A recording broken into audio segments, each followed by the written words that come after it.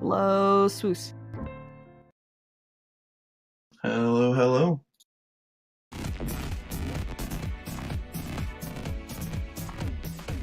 Are we all good to go? Yeah, whenever you're ready, you can give us a countdown. Alright, so time is going to start on when I click 1 here, and I'll kind of explain the game as I go. So let's start in 3, 2, 1, go. So this game is I Must Jump. It's a fairly small, essentially a mobile game that was kind of ported onto PC here. The main objective is to get to the top of every level. However, your only inputs are left and right, and when you press left and right, you go up in like a diagonal fashion. So most of these levels are kind of just going to be navigating all these obstacles here. These platforms kill you, but the particles on like the sides of them, they don't actually have a hitbox. So there might be a couple of instances where there's going to be a really close call.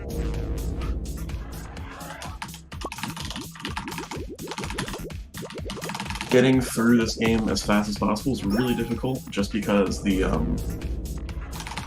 inputs per second can get really high, and because you're only pressing left and right, you can only do so much. So moving into the next section, there's a new section every 6 levels or so, which leads to a new color scheme. And generally there's new mechanics for each section.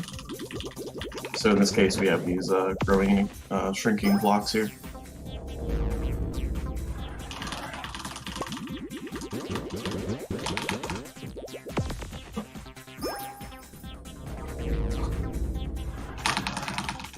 So most of the movement here is going to be the exact same, because the cycles begin at the, there's kind of like a global cycle that goes at the beginning of each level, and it's very consistent. However, if you do end up dying on some levels, the cycle doesn't reset, it just continues from where it left off, which leads the rest of the level to be really difficult. So moving into this orange section, we have these circles here which expand. They can be kind of annoying sometimes, but in general, movement around them is really easy.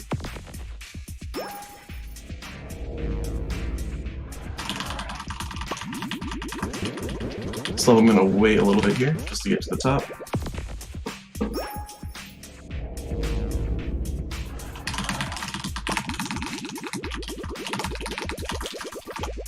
And yeah, the music here is really good.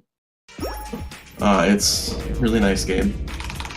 This level's kind of hard because I like to forget to do the right movement here, which is just to cut through the middle, but we got it there. There's a little cycle skip I can do here. Really close call there. Gotta go really quick through it. This part introduces keys. This level might be like the hardest in the game to do fast, just because you're not really intended to be dropping in this game, and you kind of have to get that one key.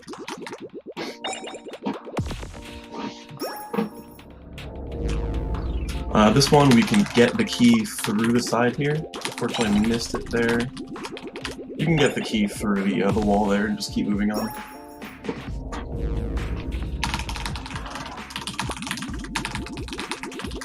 This one's one of the few levels that don't have any gimmicks, it's just pure platforming, if you will. If you want to call it platforming. This one's Frogger, so everything's moving to the side and you gotta navigate your way through them. Really easy level. So 24 is going to be our first boss level, if you will. The floor is rising up below us to try and take us out, but we're going to go fast enough to not have that be an issue at all. Bosses are going to be every 12 levels after the first 12. So we have the Super Mario Sunshine colors here, cyan and goldish, and these are going to introduce these walls that you can pass through. This game does a really good job of like tutorializing the new mechanics of the levels. So you have a really simple level with a new mechanic, and it just lets you understand what's going on. So like this one we have wind, which is going to lead into a couple more stages with even more wind.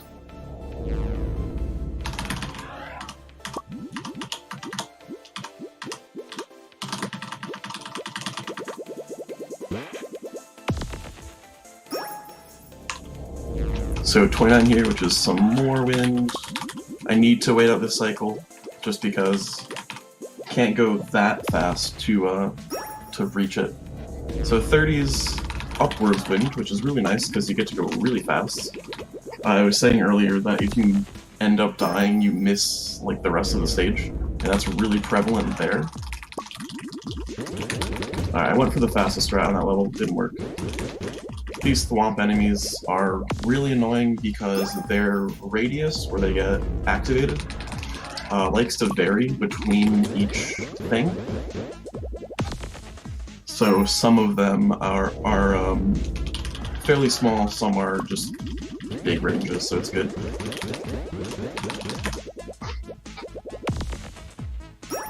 So 34 is kind of annoying because you really can't go super fast.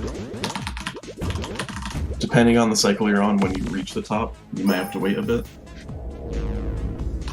35 is even harder because we introduce keys again.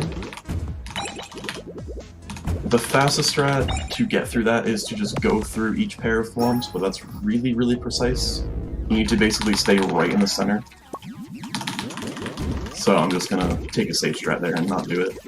36 is our next boss. It's probably easier than the first, I say as I die, but it still holds true.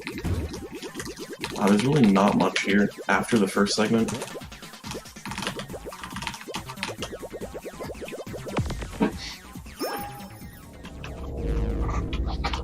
So now we're going into McDonald's land, where we have Octorok shooting chicken nuggets at us. This is probably the hardest section in the game. Even though it is constant, it's just pretty tricky.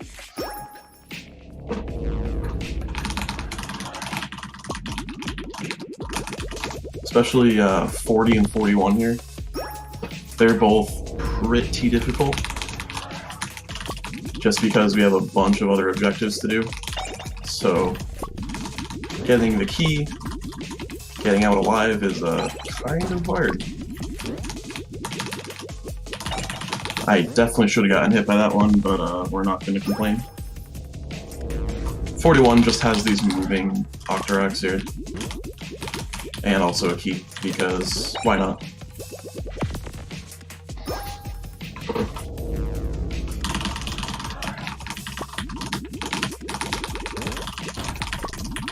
Some of these levels rely on you going super fast, and I can't go super fast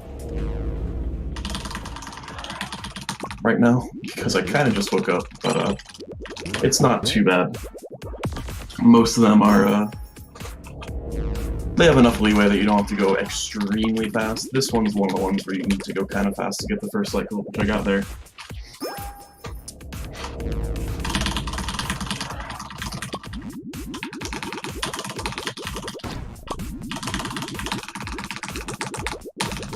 We see again, a lot of them are kind of close calls here. This one's a fun level because you just get to fall. You go up, get the first key, fall, get the second key, done. It's a really interesting level. So 47 is going to be our last boss. Might possibly be even the easiest one yet. Sure is like the fastest and coolest to look at. Time is going to stop on when I hit the big thing up here in 48. It's probably the most important level to be fast on, because there's nothing that can kill you, and time. So that's the run. This game is free. It's very short. It's fun. It's easy to learn. I do recommend it if anyone is interested in running it. It's just a cool game. It's really nice. The only problem is you really can't play it for that long of a time because you'll develop carpal tunnel fairly quickly from mashing like 20 20 buttons a second for 10 minutes each time, but it's a fun game. I definitely feel like if I blinked, I would have missed the entire thing, so I was trying to keep my eyes open the whole time. Alright, so thanks again to Power for Pride for having me, and have fun on the rest of the marathon. Yeah, for sure. Thank you so much for doing this. It was Anytime. definitely a treat.